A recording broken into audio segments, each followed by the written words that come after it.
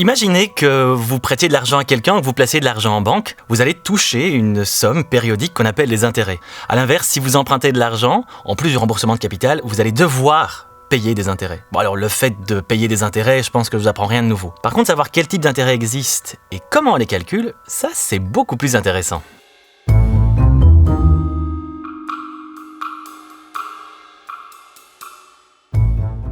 Il existe deux grands types d'intérêts, les intérêts simples et les intérêts composés. Pour les intérêts simples, ils sont calculés uniquement sur le montant initial. C'est-à-dire que si je prête 1000 € à un taux de 5% annuel à quelqu'un, je vais toucher chaque année 50 €. Mais ces 50 € ne seront jamais ajoutés à mon montant de départ. À côté des intérêts simples, il y a aussi des intérêts composés, qui eux sont un peu plus intéressants. Dans le cas des intérêts composés, les intérêts que vous allez toucher sur le montant initial vont s'additionner d'année en année au capital, qui va lui-même générer des intérêts supplémentaires, etc., etc. Reprenons l'exemple précédent. Imaginons que je prête 1000 € à un taux annuel de 5%. En fin d'année 1, je vais toucher 5% d'intérêt sur les 1000 € de capital que j'aurai investi.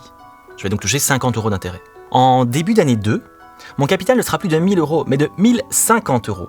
En fin d'année 2, je vais toucher donc 5% des 1050 €, ce qui veut dire que je vais toucher 52,50 € d'intérêt. Ces 52,50 € d'intérêt vont s'ajouter à mon capital d'année 2. En année 3, je vais donc commencer avec un capital de 1102,5 € et en fin d'année 3, je vais donc toucher 55,125 € d'intérêt, etc., etc.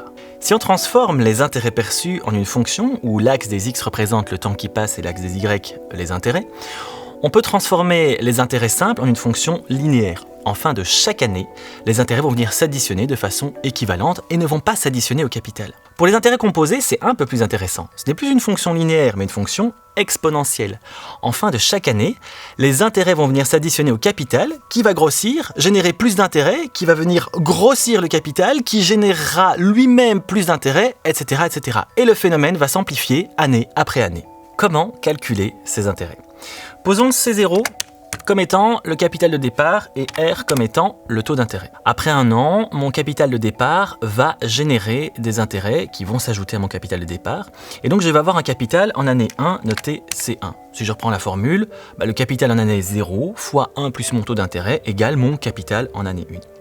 Dans mon exemple, 1000 € multiplié par 1 plus 0,05, c'était 5% mon taux annuel, ça me donne en fin d'année 1, 1050 €. Idem en année 2. Je reprends mon capital en année 1, noté C1, sur lequel portent des intérêts, ce qui me donne C2. Donc C1 fois 1 plus mon taux d'intérêt égale C2. Si je reprends mon exemple, 1050 € fois 1 plus 0,05, j'arrive à 1102,5 €. Je peux aussi décomposer mon calcul de l'année 2. C1, c'est C0 fois 1 plus R. Donc C2, ça fait C0 fois 1 plus R fois 1 plus R. Et je peux faire ça en année 3. C3, c'est C0 fois 1 plus R fois 1 plus R fois 1 plus R. On remarque qu'on peut écrire nos formules de la façon suivante. C2 est égal à C0 fois 1 plus R au carré. C3 est égal à C0 fois 1 plus R au cube. En généralisant, on peut trouver la formule suivante. Mon capital en année n est égal à mon capital en année 0 fois 1 plus mon taux d'intérêt exposant n. n étant le nombre de périodes que je vais utiliser pour calculer mon capital. Prenons un exemple. J'ai 1000 € que je place pendant 8 ans à un taux annuel de 5%. Mon calcul sera le suivant. Mon capital en année 8 est égal à mon capital en année 0 fois 1 plus mon taux d'intérêt exposant 8. Donc, mon capital en année 8 est égal à 1000 € fois 1 plus 0,05 exposant 8, me donnant 1477,45 €. Ça me permet de calculer mon capital en temps n connaissant mon capital de départ, mes intérêts et mon nombre de périodes. Mais peut-on fonctionner dans l'autre sens, c'est-à-dire revenir à mon capital de départ, connaissant mon capital en temps n, mes intérêts et le nombre de périodes ? Oui. Si je prends mon 1 plus R exposant n et que je l'envoie au dénominateur de la formule, je me retrouve avec la formule suivante. C0, mon capital de départ, est égal à Cn divisé par 1 plus R exposant n. Cette formule me permet de remonter le temps et de retrouver mon capital de départ. En résumé, il y a deux types d'intérêts. Les intérêts simples qui ne s'additionnent pas au capital de départ et les intérêts composés qui, eux, s'additionnent au capital de départ, créant un capital d'autant plus important, générant des intérêts d'autant plus importants, etc., etc. Des exercices accompagnent cette vidéo et vous pouvez les trouver sur le site du CDS, le Centre de didactique en sciences économiques et sociales. La prochaine vidéo va traiter des taux équivalents. On a parlé, à certains moments de la vidéo, d'exemples dans lesquels je parlais de taux annuels. Mais peut-on passer d'un taux annuel à un taux trimestriel ou mensuel? La réponse est oui, et ça ce sera dans la vidéo 2. D'ici là, portez-vous bien, calculez bien vos intérêts. Bisous!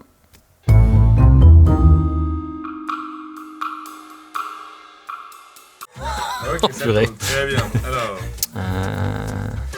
Par ailleurs, exponentiel. Bah oui, en effet. Ah, bah oui, en effet.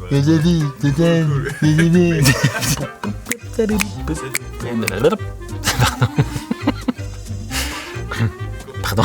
C'est horrible. Attends, je vais le faire. Laisse tourner. ça y est, il est à bout. Dans mon fort intérieur, je m'étais dit on va tourner tout aujourd'hui, tu verras. Ça, j'ai déconné. C'est du 1, 7, 4.